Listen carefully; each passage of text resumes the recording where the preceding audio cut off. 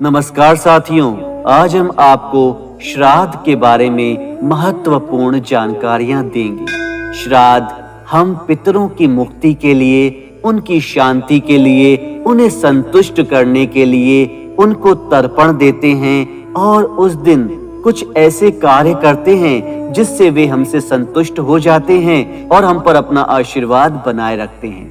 आज हम आपको बताएंगे कुछ ऐसे ही अच्छे कर्मों के बारे में जिन्हें यदि आप इन श्राद्ध अवधि में करेंगे तो निश्चित ही आपसे आपके पितर, आपके पूर्वज प्रसन्न हो जाएंगे। तो आइए सुनते हैं। पहला अच्छा कर्म, श्राद्ध पक्ष में 16 दिन गीता का पाठ करना चाहिए। आप चाहें तो संपूर्ण गीता का पाठ करें, नहीं तो पितरों की शांति के लिए, उनका आशीर्वाद प्राप्त करने के लिए, उन्हें मुक्ति का मार्ग दिखाने के लिए गीता के दूसरे और 7वें अध्याय का पाठ जरूर करना चाहिए।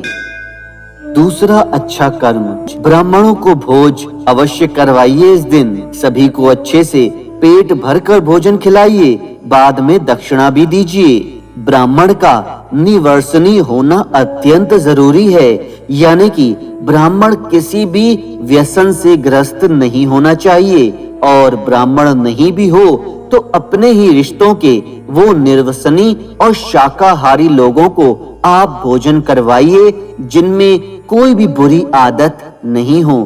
खासकर जमाई, भांजा, मामा, गुरु और नाती को भोजन अवश्य कराएं। तीसरा अच्छा कर्म, जिसे पंचबली कर्म के नाम से भी जानते हैं, श्राद्ध में पंचबली कर्म किया जाना अत्यंत जरूरी है, अर्थात 5 जीवों को भोजन दिया जाना। बलि का अर्थ बलि देने से नहीं है, बल्कि भोजन कराने से है। श्राद्ध में गोबलि, श्वान बलि, काक बलि, देवदी बलि और पिपलिकादि कर्म किया जाता है, अर्थात गाय को, कौवे को, कुत्ते को, देव को और पीपल को अन्न जल से तृप्त किया जाता है। इसे ही कहते हैं पंचबली कर्म। और सर्व पितृ अमावस्या पर पीपल की सेवा और पूजा करने से पितृ प्रसन्न होते हैं। लोटे में दूध, पानी, काले तिल, शहद और जौ मिला लें और पीपल की जड़ में अर्पित कर दें।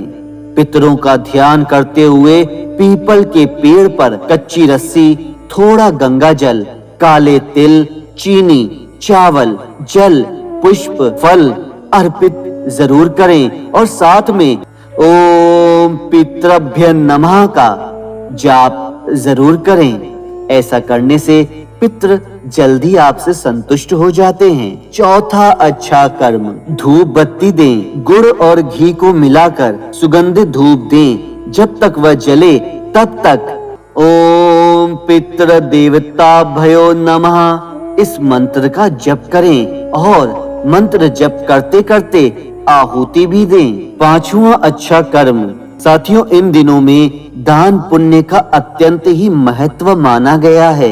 गरीबों या जरूरतमंदों को खाद्य सामग्री, वस्त्र आदि दान कीजिए। श्राद्ध में 10 तरीके के दान दिए जाते हैं।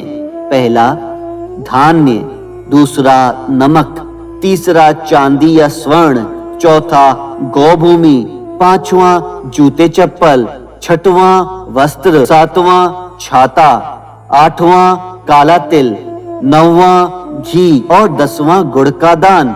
इसे जरूर करें। छठवां अच्छा कर्म, अमान्य दान। श्राद्ध में जो लोग भोजन कराने में अक्षम हों वे अमान्य दान कर सकते हैं।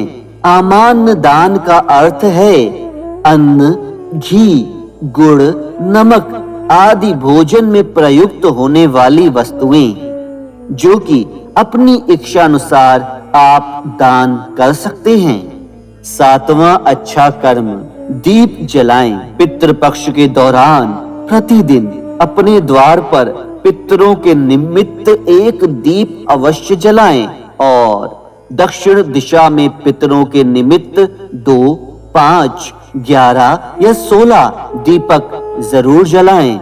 आप अपनी गैलरी या बालकनी में भी दीप जला सकते हैं या आप प्रतिदिन पीपल के पेड़ के पास भी दीप जलाकर पितरों की मुक्ति हेतु प्रार्थना कर सकते हैं। 8वां अच्छा कर्म, गरीबों को भोजन देना।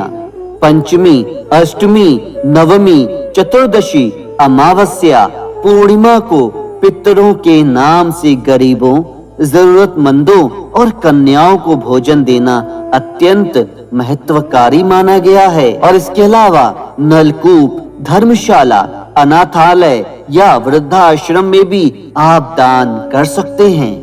9वां अच्छा कर्म, तर्पण का महत्व। आप सिर्फ अपने पितरों का ही नहीं बल्कि देव, ऋषि, दिव्य मानव, यम और पितरों के देव अर्यमा के लिए भी तर्पण कर सकते हैं। माता पक्ष यानी कि नाना नानी, पत्नी, बहन और बेटी आदि यदि ये लोग किसी कारणवश देवलोक चले गए हैं तो इनका श्राद्ध विशेष रूप से करना चाहिए। तो साथियों, सुना आपने, यदि आप अपने पितरों, अपने पूर्वजों की मुक्ति के लिए, उन्हें शांति प्रदान करने के लिए, उन्हें संतुष्ट करने के लिए इन अच्छे कर्मों को करेंगे तो निश्चित ही वे आपसे प्रसन्न होंगे और आप पर अपना आशीर्वाद बनाए रखेंगे। ऐसी ही और बहुमूल्य जानकारियां जानने के लिए हमारे चैनल को सब्सक्राइब करें। धन्यवाद।